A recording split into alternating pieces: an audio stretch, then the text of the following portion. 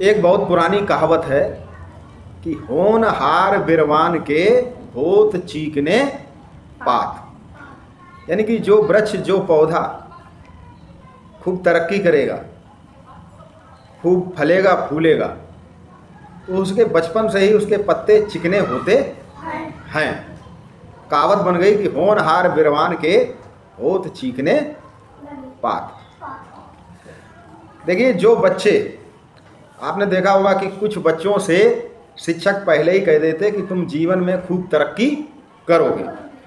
सबसे क्यों नहीं कहते? क्या ऐसा होता कि शिक्षक किसी बच्चे को ज़्यादा चाहता, किसी को कम चाहता? ऐसा नहीं होता। शिक्षक हमेशा अपने बच्चों को समान रूप से चाहता। जितना सुलेखा को चाहता उतना ही आदेश को चाहता, उतना ही नमन को चाहता, उतना ही खुशी को चाहता, सारे बच्चों को उतना ही चाहता। लेकिन किसी एक बच्चे को ही देखकर लगता है कि ये जीवन में खूब तरक्की करेगा। क्यों? क्योंकि जो महान व्यक्तित्व होते हैं उनके लक्षण शुरू से ही पता चलते हैं। जेम्स वाट ने भाप के इंजन की खोज की तो बचपन से ही उसके अंदर प्रश्न करने की जो उसके अंदर जिज्ञासा हमेशा रहती थी कि आखिर ऐसा क्यों होता, ऐसा क्यों होता। तो कहते कि एक बार जो है उसकी मौसी ने देखा, खाना बना रही थी, चावल पक रहे थे, तो मौसी ने उससे कहा कि जरा इसको देखना। तो उसने देखा कि एक भगोने पर ढका था तस्तरी से, तो बार बार तस्तरी ऊपर उछल रही थी। तो उसने क्या किया, थोड़ा वजन उस ढक्कन पर रख दिया। थोड़ी देर बाद वो तस्तरी उस वजन को भी हटाकर दूर जाकर गिरी।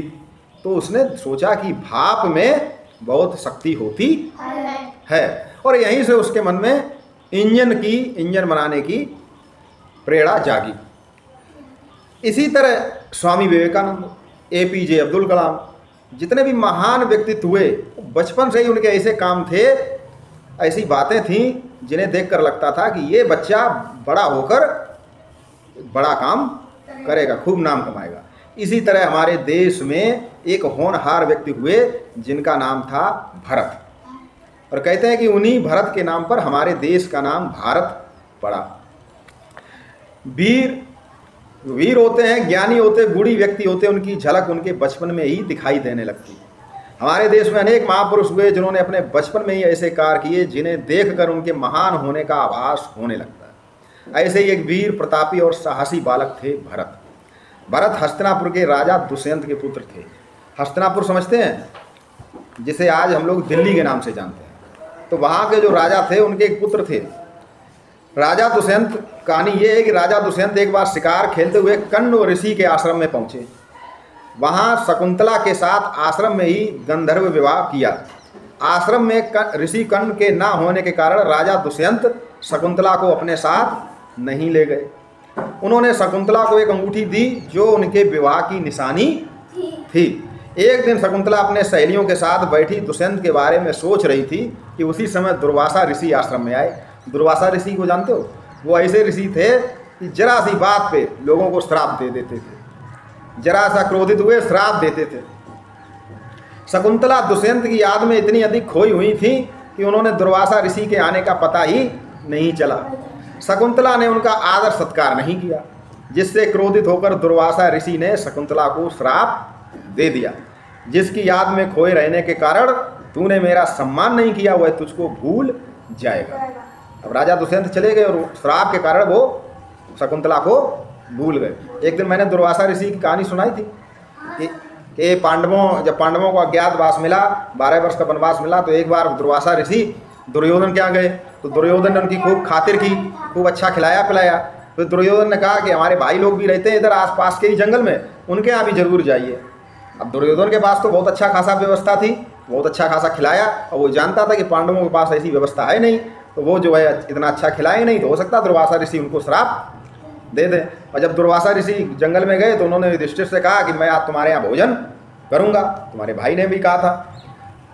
तो युधिष्ठिर ने देखा मांग मूंग के लाते थे, जिस तरह किसी तरह खाना बनता था उनके यहाँ। तो उन्होंने आके द्रौपदी से पूछा कि कुछ खाने की व्यवस्था है, क्योंकि उस समय खाना ये लोग खा चुके थे।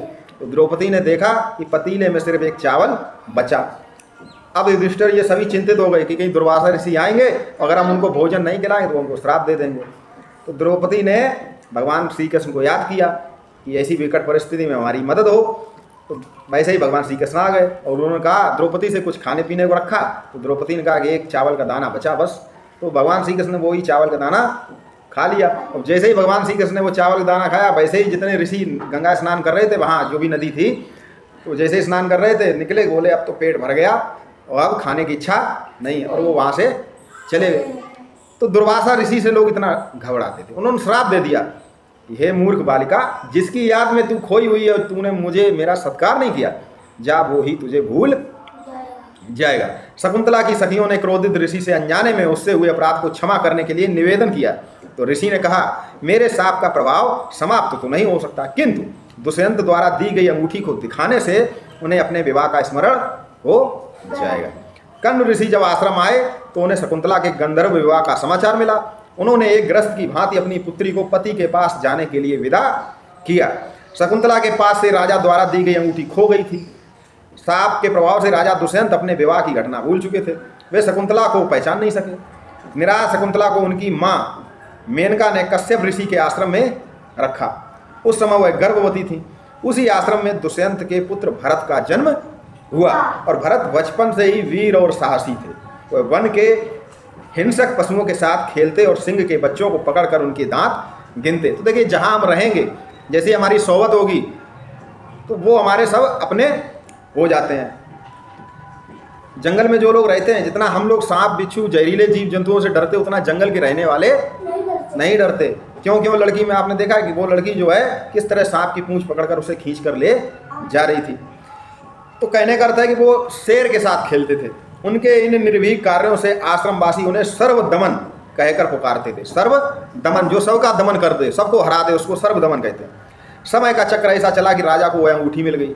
उन्होंने शकुंतला को विवाह के प्रतीक के रूप में दी थी। अंगूठी देखते ही उनको विवाह की याद आ गई। शकुंतला की खोज में भटकते हुए एक दिन वह कश्यप ऋषि के आश्रम में पहुंच गए। उन्होंने बालक भरत को शेर के बच्चों के साथ खेलते देखा। राजा दुष्यंत ने ऐसे साहसी बालक को पहले कभी नहीं देखा था। बालक के चेहरे पर अद्भुत तेज था। दुष्यंत ने बालक भरत से उसका परिचय पूछा। भरत ने अपनी और अपनी माँ का नाम बता दिया। दुष्यंत ने भरत का परिचय जानकर उसे गले से लगा लिया और शकुंतला के पास गए। अपने पुत्र एवं पत्नी को लेकर वह हस्तिनापुर वापस लौट आए। हस्तिनापुर में भरत की शिक्षा दीक्षा हुई। दुष्यंत के बाद भरत राजा हुए। उन्होंने अपने राज्य की सीमा का विस्तार संपूर्ण आर्यावर्त यानी कि उत्तरी और मध्य भारत में कर लिया। अश्वमेघ यज्ञ कर उन्होंने चक्रवर्ती सम्राट की उपाधि प्राप्त की।